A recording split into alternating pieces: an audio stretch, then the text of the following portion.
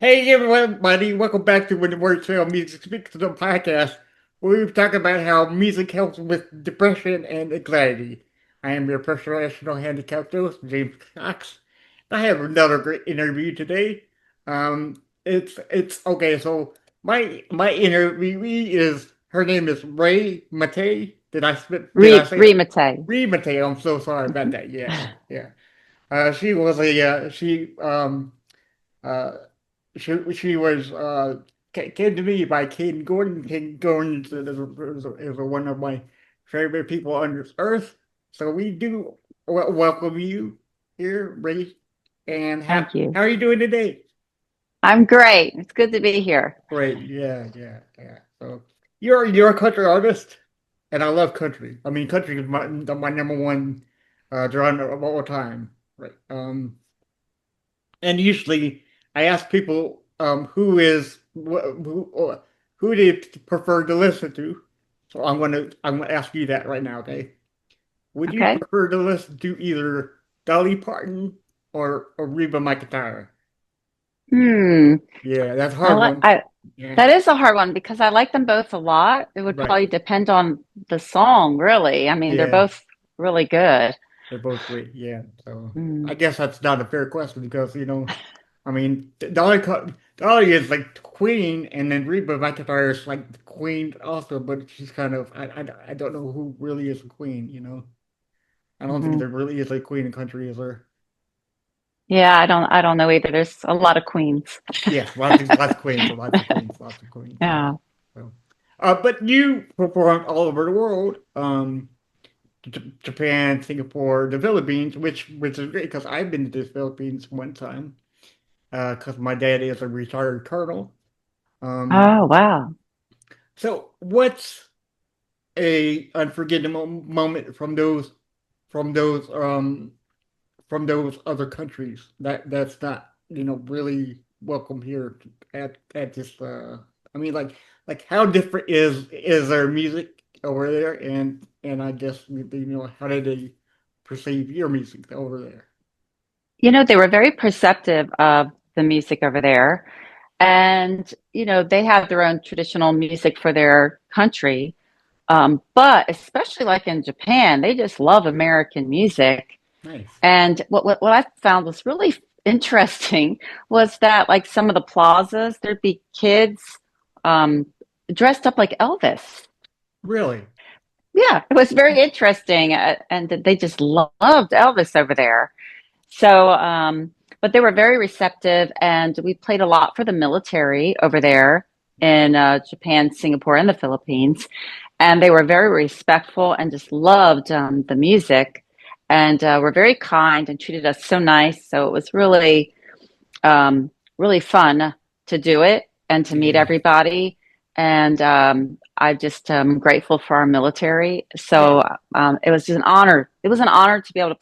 And that's when I was with the Uptown Girls. So it was an all-female band. It was a seven-piece band. We did some of my originals, and we did all kinds of music, like Chicago. We had two horns Right. Oh in the wow. band. Yeah. Yeah, we did like Huey Lewis, Cyndi Lauper, and it was very very interesting and fun. That's amazing because I never would have thought that over there in Japan they recognize Elvis as a big, I mean, because I think Elvis and Michael Jackson is one of the two well-known artists in the world today, still. Yes, So I that's would agree. amazing. Yeah, that's amazing. Mhm. Yeah. And I listened to your song Mama Always Knows. And that just, sent shivers down my spine in a good way. It's all good stuff here. But that brings me back to, good times that I had with my mom. Were Mhm. those, uh, uh, did that song come like naturally in your experience, or like did it come like some other way? Well, first of all, I appreciate you saying that the song touched you that way. It's a very interesting story how that song came about because it was 2 years ago, and I wanted to write a song for my mom for Mother's Day, and it was the day before Mother's Day, and I had nothing, like nothing in my head. was really kind of sad that I hadn't come up with anything that I really thought was good enough. And then I just said, God, just wish that I could write something for my mom. And then within a couple minutes, the song came into my head, the music and the lyrics at the same time. And so I put it in my iPhone and went up in my studio and took my acoustic guitar and put it on my iPhone and sent it to my mom for Mother's Day in the morning. But my Yeah, mom said to me, I hope you don't save this just for me. I want you to share it with all moms out there and yeah, people, because she said, I think people will be able to relate to this song. And I think that's what I'm discovering is that, people either are a mom and they can relate to it, because it's hard for moms. It's a hard job every single day. And the thing about the song is it's all about how sometimes I didn't have to say anything, but mom always just knew either what to say or she knew to just grab my hand to get to comfort me. And moms are just so intuitive yeah, yeah, that it just comes naturally, yeah. And I just want to celebrate moms with this song because, I always say this in every interview. I don't think moms should just be celebrated on Mother's Day because they work so hard all They year do. round. They do. Yeah, yeah, exactly. Yes. Our mom's the best, you know. Um, Hmm. moms can. I think moms have like a special power that dads don't have, you know. They can recognize stuff that dads can't recognize. And one thing is my mom recognized that I was going into. I was very depressed in my early 20s, and she was the only one that recognized it, you know. So big ups to Hmm. mom, you know. Moms are the best ever, you know. And my mom and dad celebrated their 50th anniversary, you know. Oh, That's congratulations. That's so awesome that they did. That is wonderful. thank you, yeah. So, um, so you live in Nashville, correct? Or am I getting Yes, that I wrong? live in Columbia, Tennessee, which is like 50 50, miles from oh, Nashville. we'll Yeah. say Nashville, right? Yeah, yeah. Yeah.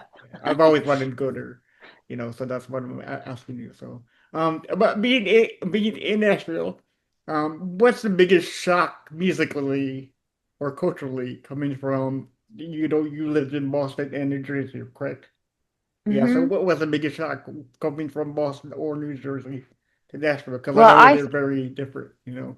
it is very different. I think it's a lot easier to transition than it used to be, because when I first came to Nashville, they didn't have as much as they have now as far as even food choices and things, So like I never knew what chess pie was until I Right. came to Okay. Yeah.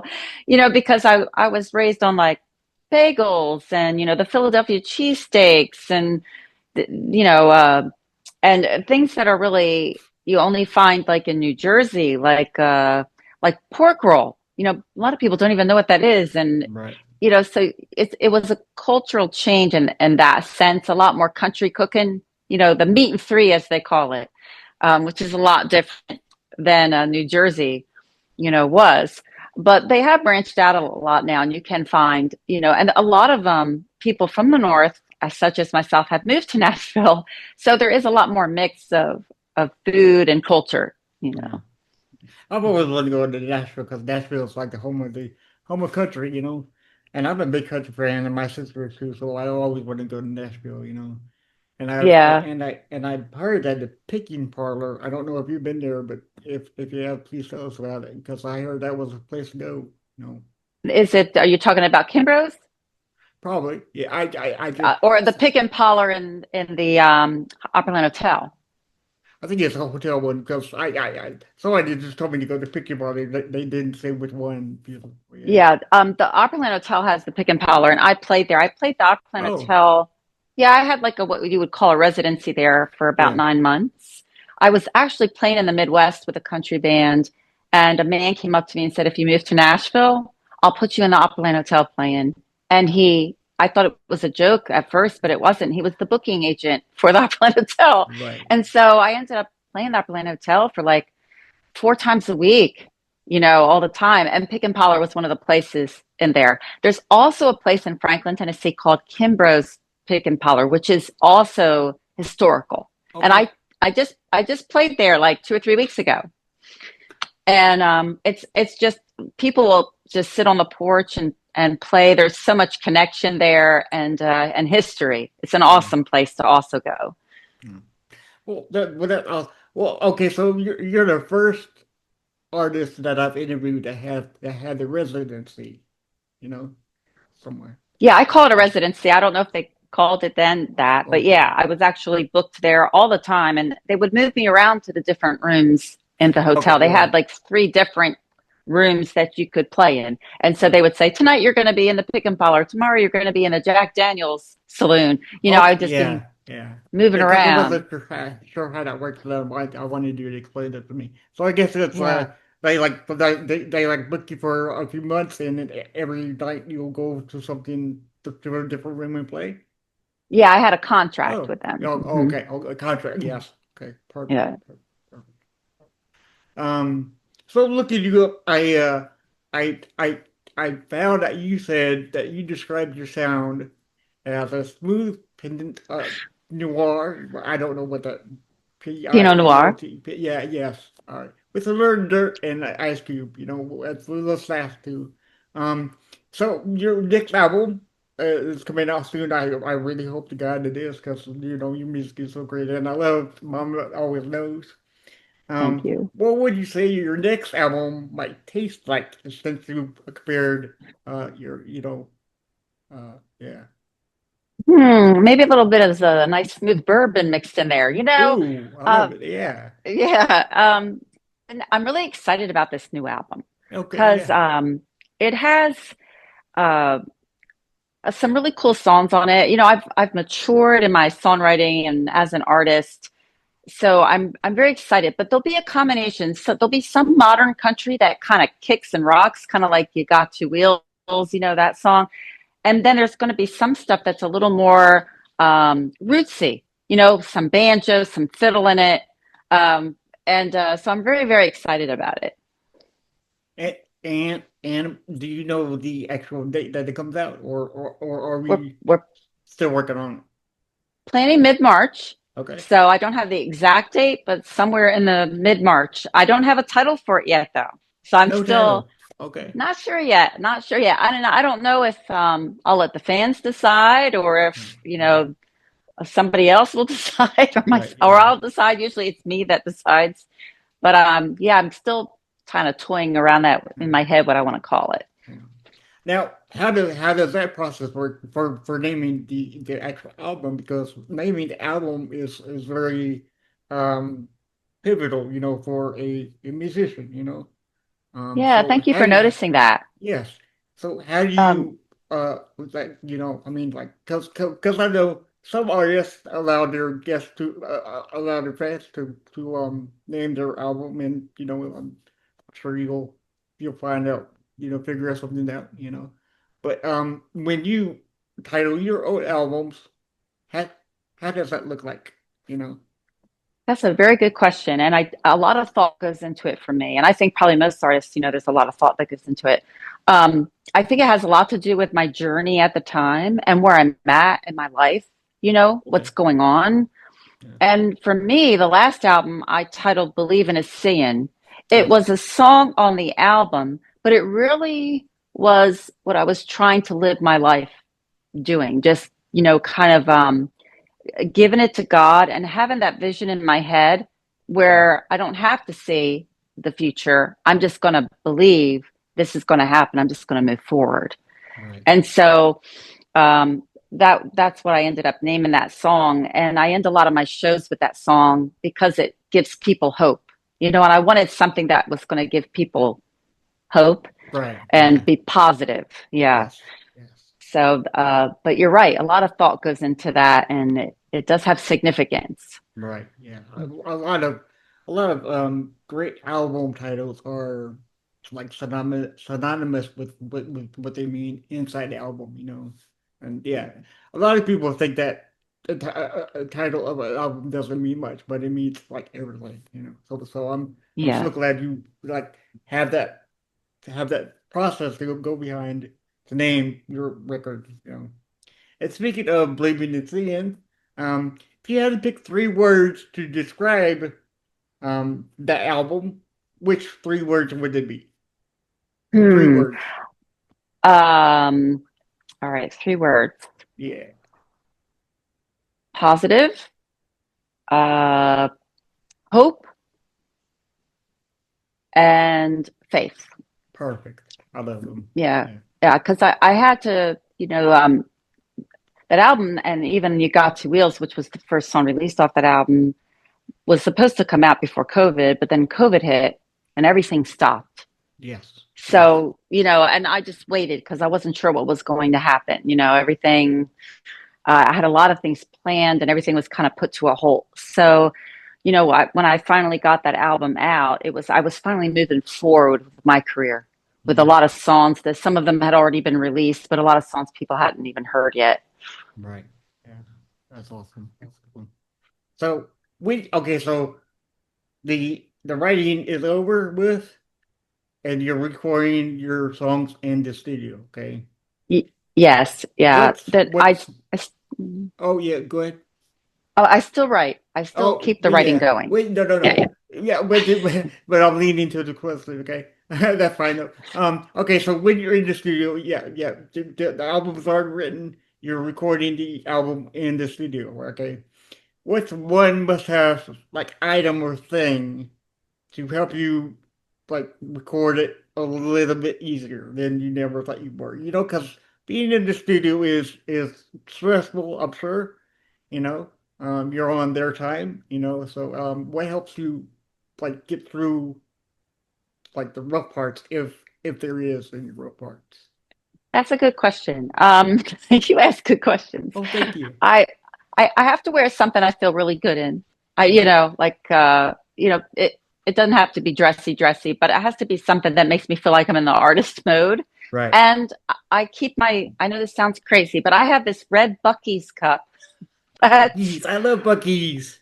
see me too. I love Buc. I had Yeah. never been in a Bucky's until last year. Okay. So, but it's this red cup and it has Bucky on it. And he's Yeah. smiling, and Yeah. I'll usually have my coffee in it. I like to sip on something Oh, warm, I love coffee. and Yeah. you know you can't take things too stressful or seriously when you're looking at a picture of Bucky, right? So But you live Philly's Beaver, right? Yeah, that's right. because there's one here in Florence that's like an hour away from me, and I love it to death. You know, for anybody who doesn't know what a Buc-ee's is, it's a gas station that has everything in it you could want. Yes, Food, clothes, items, beer, whatever you want. You can get it from Buc-ee's. So yes, and lots of gifts and great things to buy for other people. yes, exactly. Yeah, Hmm. yeah. But I'm Uh, sure, and I'm sure that Buggy's cup makes me laugh every time you look at it. Because it just makes me laugh every time I see Bucky. It's amazing. yeah, makes you It happy. kind of calms you down too, right? Kind of, you know, gets you mellow or something. So yeah. Um, well, so we talked about you traveling in the world and seeing all these great great countries and places. Um, which country had the wildest crowd? Because I know Japan is very like they don't really. Japan is very nice. I would imagine just sitting there listening to music. But you do have some crowds that are crazy and wild. Um, did what country was the wildest crowd? I guess I guess is what I'm asking. Know if any of them had the wildest crowd. I would say though the Philippines was the most interesting because uh, it made me very grateful for where I live and what I have. Because in the Philippines, where we were staying in like a hotel motel kind of a place. But like a lot of people lived in houses with just dirt floors, Yeah, and yeah, a lot of the kids didn't go to school. So right. you go to markets, and if you bought fruit or food, these little kids will walk around with bags. They want you to pay them to put your food in, and Mhm. that's how they made money for their family. Right. So for me, it was just a big awakening of, wow, I'm really very fortunate and grateful and blessed, you know, and things could always be a lot worse. And I had told myself when I got back from that tour that I would never complain again. Right, right, Well, yeah, yeah. unfortunately, Fortunately, yeah, I right, have, yeah, you yeah, forget sometimes, but I do still think about that, you right. know, Yeah. and at times when things are really getting to me, I do think about that because, I am blessed and grateful for what I have and where I live. But that was the thing. And okay, they had they call them jeepneys, and Okay. they're like these little jeeps kind of a thing. And you hop in the back, and it takes you places. And there's no speed limit. And in the Philippines, I mean, they'd be driving like 100 miles an hour, and you could look out the cliff. This big cliff would be right Oh beside no. you. I would just be holding on for dear life. I'm like, oh, Right. please, God, don't let me fall out of Just this let me thing. live. Yeah. Let It me was live. like being on a ride at I Disney did World or not know something, that. you know? Yeah, yeah, because because we lived in in the Philippines, we lived in the military base, I guess, and every night we Mhm. had like guards surrounding our house, just in case anything goes. I mean, nothing Yeah, happened, but I mean, it's just I guess that there's just security. Yeah, but I didn't know that they like pushed it to the middle, 100 miles an hour. It's gotta be yeah. terrifying. It was crazy. Yeah, Yeah, yeah. yeah, I bet. So, um, okay. So you've heard of a lot of songs, and I know you've heard of a lot of songs because I have had a lot of songs, heard.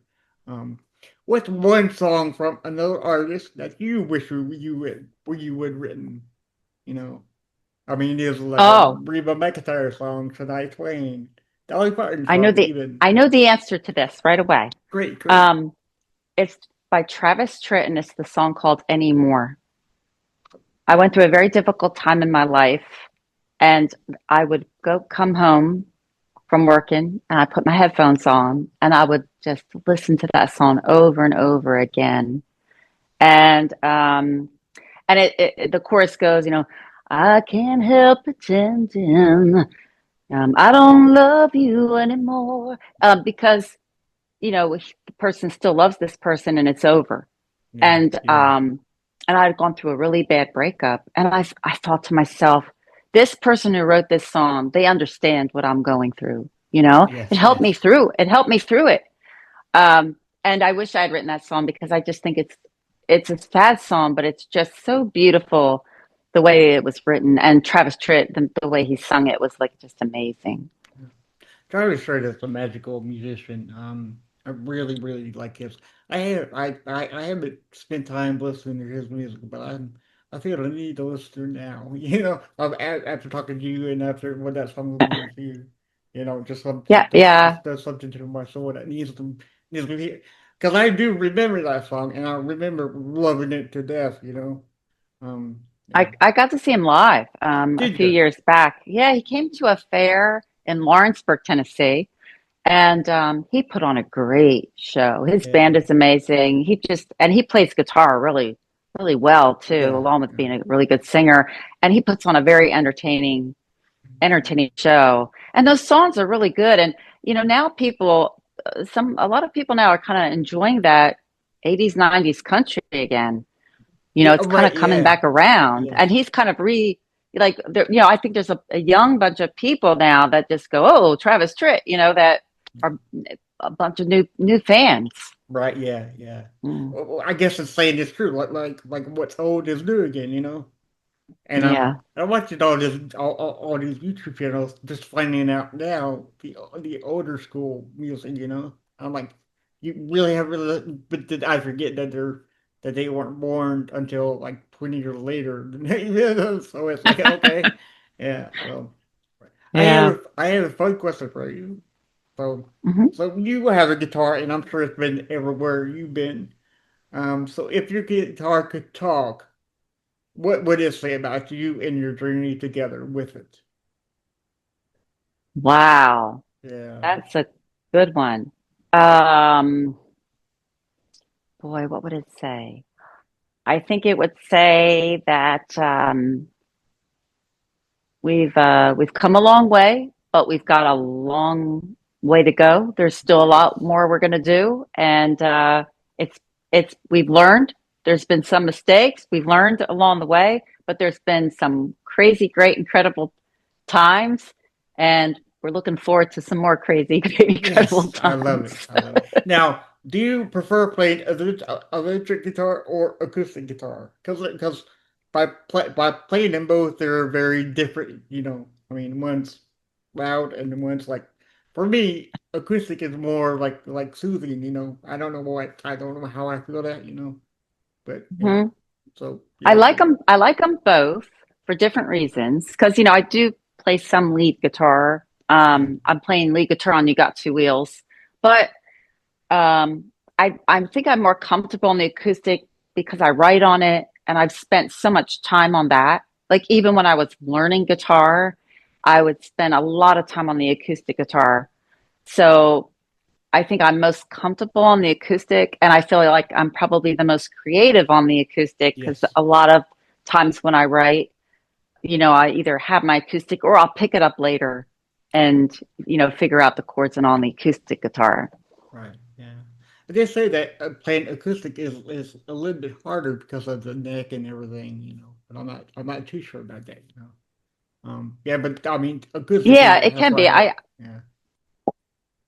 It can be. And like, because, and it depends on the action on the Right. acoustic and what kind of acoustic you have Yeah. too. But I do feel like for a beginner learning, on an acoustic, you do have to press a little harder, I think, than you do on the electric guitar Yes. Yes. Because nylon strings are not or are strings. almost like the toughest. So we do have four more questions for you, but I do want to thank you for coming over, and I'm so sorry we had to, almost had to reschedule. But No, I'm great. I'm enjoying it. thank you so much. All right. So what's one piece of advice that you would give somebody moving to Nashville in search for the same dream that you have right now? um, I would tell them to make sure that they are authentic, be their authentic self, Okay. their Yeah. authentic self. Like they're you want to find a producer and people and surround people that, even if they're guiding you and helping you become better, that you don't feel like you're losing who you are. Right. It's really important. And I think people can tell if you're trying to be something you're not. Yeah. So I think there are times when you have to, I don't know if the right word fight would be it, but that you have to speak up. And if they're producing something or wanting you to dress a certain way or something that's not you, Right. it's really important to be you. I think that would be the biggest thing I would tell somebody that's moving here. I totally agree. I totally agree. Just be yourself and just stick with it. So you can Hmm. always grow more, bigger and better. So Yeah. um th- okay, so three more questions. Okay, so let's go back to when you were a teenager, 14, 15, 16. And we're sitting in your room and we're looking at your walls, okay? Is there any musical posters on your walls? And if so, who are you? I'm trying to remember. I want to say, I think I had pictures of Olivia Newton-John, Linda Ronstadt, and probably I think Mac Davis. If not posters, I had a book because if they Oh, had like books out with their songs and their stories in it, I would get those. right. You know, Yeah, yeah, um, because I really enjoyed those artists a lot. yeah. Nice. Well, I think we didn't. I think she did like two or three albums, didn't she? And then she quit, right? Olivia and John did a lot of Okay, okay, albums. yeah, Yeah, okay. yeah, yeah. I got to see her live. Nice. Yeah. At BMI had they do those award shows where they give songwriting awards and all. And she actually sang a song at one of the award shows. It was several years ago, maybe 3, 4 years Yeah. ago. And her voice is really beautiful, Yeah. especially live. I don't think her recordings always captured all the beauty in her voice. She was very good. Awesome. Now I know you're gonna hate me when I ask you this, but not hopefully not for very long. Okay, so I can't so hate you. we're gonna do a Mount Rushmore of your four favorite groups, bands, or artists. I know it's gonna change right when you hang out with me, It might change tomorrow, it might change while you're actually telling me this, you know. But for artists or albums or this is your Mount Rushmore, you can have any four. Who are you? Okay, for all right. Miranda Lambert, and I have been really listening to a lot more of her stuff lately. I For some reason I've just fallen in love with her songwriting even more.